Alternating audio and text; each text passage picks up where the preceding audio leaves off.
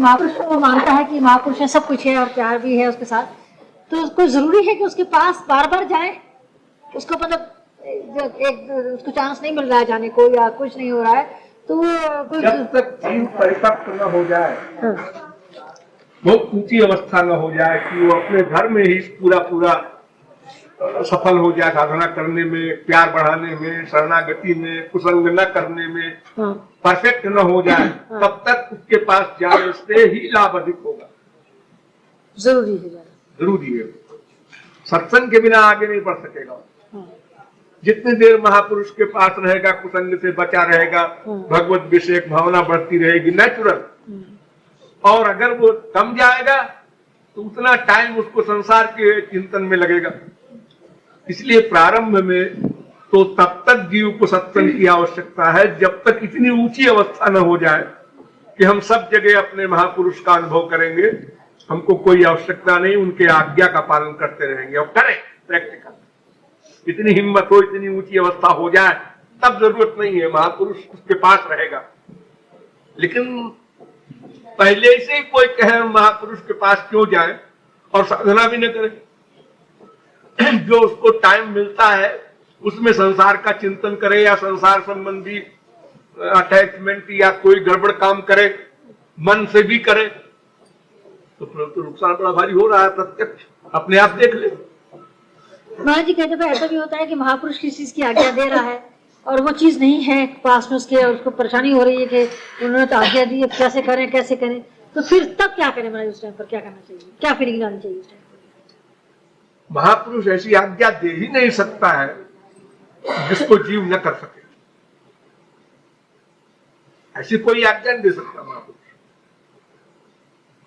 वो नहीं करना चाहता, मक्कारी करता है या बचना चाहता है, इसलिए वो नहीं करना चाहता। लेकिन ऐसी कोई आज्ञा नहीं दे सकता महापुरुष। जैसे मान लो तुम्हें कोई महापुरुष मिले और कहे 10 लाख रुपया लाके कल जमा करो, ऐसा कोई महापुरुष नहीं कहेगा। वो पागल नहीं है।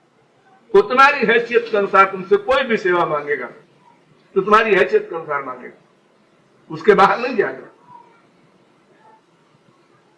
अब हम ये कहें कि हमारे पास वर्तमान में नहीं है, वर्तमान में नहीं है, उसका प्रयत्न करके कर सकता है। अगर उसकी इंपॉर्टेंस मस्तिष्क में है कि इस आज्ञा के पालन का बहुत बड़ा फल मिलेगा हमको भविष्य में,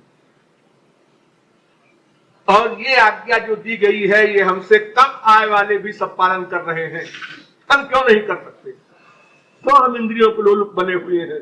क्यों अपने मन को खराब करके हम अनावश्यक व्यय कर रहे हैं? ये बात अगर अपने को समझे और आज्ञा की इंपॉर्टेंस समझे तो वो हंसेगा कि कोई बड़ी भारी बात बताई थी उन्होंने, ये तो मामूली सी आज्ञा थी। गुरुओं ने तो ऐसी ऐसी आज्ञा शिष्य को दी है कि उसके लिए उन्होंने गली गली भिक्षा मांगी है और गुरुओं की आज्ञा पूरी की है। तो ऐसी आज्ञा कोई महापुरुष नहीं देता, और अगर दिया है या देता है तो पागल है, महापुरुष नहीं। अगर कोई महापुरुष देता है तुमको आज्ञा कि आंख बंद करके कान से देख के हमारे पास आओ, तो खाप में है, महापुरुष नहीं। महापुरुष जो आज्ञा देता है सही देता है, ये हमको मान लेना चाहिए। हम नहीं मानते, ये हमारी वीकनेस है, हमारे मन की वीकनेस है, हमारी बुद्धि की वीकनेस है। अपनी वीकनेस को छुपाने के लिए हम अनेक प्रकार के बहाने बनाते हैं। वो गलत आज्ञा कुछ नहीं दे सकते, वही गलती मानना, बस यही गलती है। अच्छा मैं जी वहां पर ये सोच लेना चाहिए कि महापुरुष अगर ये आज्ञा दे रहा है तो ठीक ही दे रहा है और जरूर इसमें कोई लाभ ही होगा, और कहीं ना कहीं से करना ही है, कहीं ना कहीं करना ही है इसका। एक ही बात समझने की है कि महापुरुष जो आज्ञा दे रहा है उसमें उसकी ममता भरी है, हमारे प्रति अधिकार मान रहा है अपना, और हमसे हमारे परमार्थ के बनाने के लिए प्रयत्न कर रहा है। हमको तुरंत बिना सोचे मानना है। हमने नहीं माना, एक बार भी गुनाह किया, 2 बार नहीं माना गुनाह किया, और न मान के फिर चिंतन किया और विपरीत और अपराध किया, इसी में पतन होता चला गया। तो अच्छा जी फिर अगर मानो उसको समझ में आ जाती है ये बात, जो उसने पिछले पुराना तो उसने किया ही सब, ये सब गलतियां करी, फिर वो उसको समझ में आ जाती है ये बात, तो फिर क्या जो किया हुआ है उसका क्या होगा? अब जो किया हुआ है उसको आगे साधना करके मेकअप करना होगा। अरे भाई, कोई आदमी अगर कोई 10 दिन खाना नहीं खाए है, अब समझ में आया खाना खाए बिना शरीर का काम नहीं चलेगा, तो आप 10 दिन 20 दिन ठीक से खाना खा करके मेकअप करे। किसी को बुखार आता है, कमजोर हो जाता है शरीर, थोड़ा दूध दही बढ़ा देता है तो मेकअप हो जाता है। कोई आदमी अपराध करता है तो ये मतलब तो नहीं है कि वो हमेशा को अपराधी हो गया। अपराध को मान करके और फिर तेजी से आगे बढ़े, तन मन धन से जो सेवा हो सके करे, कुछ दिनों में फिर नॉर्मल हो जाएगा, जहां पहले था वहीं पहुंच जाएगा। मेन जो पतन का कारण है विपरीत चिंतन, बस मेन कारण वो है जो कि नामापराध में टॉप करता है। कोई भगवान क्षमा नहीं करता, उसको महापुरुष ही क्षमा करेगा जब नॉर्मल हो जाएंगे, वाणी से नहीं, भीतर।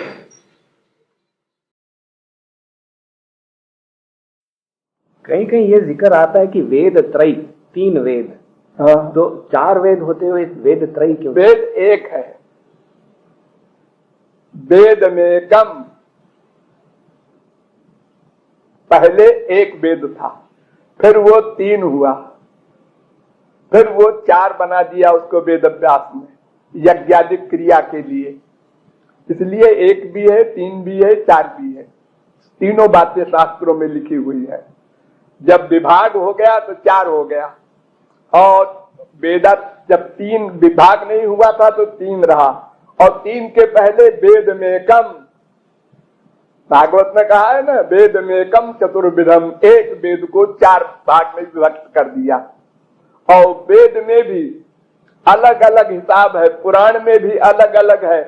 स्वर्गलोक में 100 करोड़ का पुराण है, हमारे यहाँ 4 लाख का है। मृत्युलोक में डिटेल है, कहीं संक्षेप है। महाराज जी, स्वर्ग में, जब स्वर्ग में कर्म ही नहीं है तो वहाँ पुराण है, ऐसा क्यों? वहाँ उसकी क्या? वेद है, पुराण है, कामधेनु है, सब कुछ है वहां पर, लेकिन वहां के किए हुए कर्म को नोट नहीं किया जाता। देखो, बैल के, गाय के, भैंस के आंख है, मुंह है, नाक है, मन है, बुद्धि है, खाता है, पीता है, गुस्सा करता है, मारता है, हिंसा करता है, लेकिन वो नोट नहीं होता, भोग योनि है।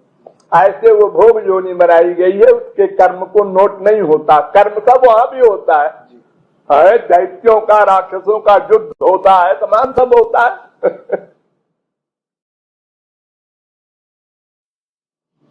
एक ब्रह्मांड में अनंत आकाश गंगाएं होती हैं। तो आकाश, हमारे वेदों के अनुसार आकाश गंगा क्या है, जो जिसको साइंटिस्ट आकाश गंगा मानते हैं? आकाश गंगा होती है हमारे लोक में, इस ब्रह्मांड के अंतर्गत जो छोटे छोटे हमारे तारागण हैं, इन तारागणों में दिव्य लोक होते हैं। उन दिव्य लोकों में सूक्ष्म आत्माएं रहती हैं फल भोग करने के लिए, बस उतना सा उसका सेंस है, और कुछ वहां कर्म वर्म कुछ नहीं। जी महाराज जी, तो इसका मतलब एक ब्रह्मांड में अनंत आकाश गंगाएं। हाँ महाराज जी, ऐसा वो ब्रह्मांड की जो लिमिट है वो सब अलग अलग है। जैसे हमारे ब्रह्मांड की लिमिट सबसे छोटी है, चतुर्मुखी ब्रह्मा का ब्रह्मांड है। ऐसे 10 मुखी, करोड़ मुखी, अरब मुखी ब्रह्मा के ब्रह्मांड होते हैं।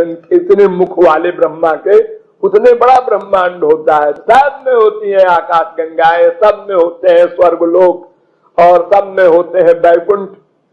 सब असंख्य, कोई चीज संख्या में बद्ध नहीं है भगवान की, सब चीज असंख्य है। महाराज जी, ऐसा कैसे कहा कि ये ब्रह्मांड केवल 50 करोड़ योजन लंबा है? हाँ, तो बहुत छोटा हो गया महाराज जी। हाँ, बहुत छोटा, सबसे छोटा ही तो है। 4 मुंह तो है ब्रह्मा के। महाराज जी, वो तो एक आकाश गंगा से भी छोटा हो जाता है फिर, तो 50 करोड़ योजन। हाँ, तो एक आकाश गंगा ही उससे बड़ी हो जाती है महाराज जी। क्यों? जैसे महाराज जी, पृथ्वी से जो सूर्य है यही 9 करोड़ मील है। तो आकाश गंगा के मध्य केंद्र से सूर्य तो 50 करोड़ से बहुत अधिक है दूरी इसकी। 50 करोड़ योजन वो सीधा है गोलाई में, तो 50 करोड़ का उतना 9 गुना करो, उतना बड़ा है ब्रह्मांड। उसमें सूर्य एक ही है, चंद्र एक ही है, लेकिन आकाश गंगा के जो तारागण हैं वो बहुत सारे हैं। भगवान है, एक महापुरुष है, 2 पर्सनैलिटी है, और बाकी सब मायाबद्ध है। वो देवी देवता हो, चाहे मनुष्य हो, चाहे राक्षस हो, तो भगवान वो महापुरुष, इनके लिए तो न स्त्री का विधान है, न पति का विधान है, न बेटे का, न पशु का, न पक्षी का, सभी जीव के दोनों है। और अगर कोई भगवान को चाहता है तो महापुरुष की शरणागति करनी कंपलसरी है। वो पुरुष हो, चाहे स्त्री हो, चाहे भंगी हो, चाहे ब्राह्मण हो, चाहे कोई हो, तो कानून है अकाट के। तो हनुमान जी को क्या मानता है कोई व्यक्ति? हनुमान जी को पूजा स्त्रियों को नहीं करना चाहिए, वो जानती हो क्यों कहते हैं? वो कहते हैं हनुमान जी अखंड ब्रह्मचारी हैं, वो स्त्री की तरफ नहीं देखेंगे। अब इन मूर्खों को देखो कि अखंड ब्रह्मचारी भगवान नहीं है, वो भी स्त्रियों की ओर नहीं देखेंगे। ब्रह्मचारी गृहस्थी से क्या मतलब है? जो महापुरुष है बस उससे मतलब है उसको। पागल, बिल्कुल जाहिल लोग हैं, गांव के गंवार लोग, ऐसी बात। अब मर्यादा पुरुषोत्तम राम ने अवतार लिया, उन्होंने शूर्पणखा की नाक कान कटवा लिया, एक स्त्री व्रत धारण किया, तो ये राम का असली रूप थोड़ा ही है कोई। और कृष्णावतार में कहा वो रूप रहा उनका? किसी समय कुछ कर दिया, किसी समय कुछ कर दिया। और फिर एक मोटी अकल जो महामूर्ख की है उससे सोचे कि जो संसारी ब्रह्मचारी है, ब्रह्मचर्य गृहस्थ वानप्रस्थ संन्यास वाला, उसके लिए कहा गया है स्त्रियों से सावधान रहो विवाह के पहले। जैसे संसार में माँ बाप कहते हैं छोटे बच्चों से पिक्चर न जाया करो, अभी पिक्चर नहीं देखा करो, अभी ये वयस्कों के लिए पिक्चर है बालिक के लिए है। और वो हनुमान शरी के भगवान के पार्षद को स्त्री देख करके आसक्ति हो जाएगी, ये कल्पना कर रहा है कोई मूर्ख। यही कल्पना की ये प्रश्न उठेगा, स्त्रियों को देखेंगे हनुमान जी तो उनकी आसक्ति हो जाएगी, इसलिए स्त्री पूजा न करें ताकि उनका पतन न हो जाए। क्या मतलब है? ये सवाल पैदा कैसे हुआ खोपड़ी में? जो इतना गिर जाए वही सवाल करेगा इस तरह के। और अगर हनुमान जी या सारे महापुरुष से मीटिंग कर ले कि हम स्त्रियों से संबंध नहीं रखेंगे तो संसार की समस्त स्त्रियों को भगवत प्राप्ति नहीं हो सकती कभी, वो बेचारी कहां जाएंगी? आखिर उनकी भगवत प्राप्ति का कौन जिम्मेदार होगा? भगवान कहते हैं हम एक पत्नी व्रत हैं, इसलिए मेरे पास ना है। सारे महापुरुष कहते हैं जो भगवान करते हैं वो हमको करने चाहिए, तो फिर हो गया बंटा नाम। जबकि वो कामना कर रहे हैं, गौरांग महाप्रभु ने कामना किया है कि ब्रज में मैं कब वृषभानुपुरे अहीर जाति की किसी गोप की कन्या बनूं, बरसाने में मैं कब ऐसा सौभाग्य कौन सा जन्म में आएगा कि वहां की किसी गोप की मैं कन्या बनूं।